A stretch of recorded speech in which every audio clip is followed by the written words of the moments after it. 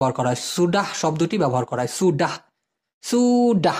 কেমন? হ্যাঁ, এটা দেখুন, এটা নিয়মটা দেখুন, কয়টা বাক্য দেখুন এটা আমি তৈরি করেছি। আমি খেয়েছি, সায়া সুডাহ মাকান। আমি খেয়েছি, সায়া সুডাহ মাকান। আমি গোসল করেছি, সায়া সুডাহ মান্ডি। এই মান্ডি মানে হচ্ছে গোসল করা। সায়া সুডাহ মান্ডি মানে আমি কিছুক্ষণ আগে গোসল করেছি, এরকম বোঝাইতে। আমি এসেছি, সায়া সুডাহ দাতাং।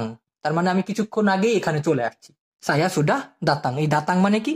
আসা। অথবা মারি মানেও আসা, মারি মারি।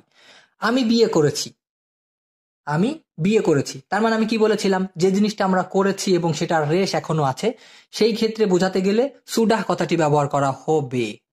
তার মানে আমি বিয়ে যদিও করেছি অনেক আগে, কিন্তু আমার বউ তো এখনো আছে, তাই না? সেক্ষেত্রে হবে কি?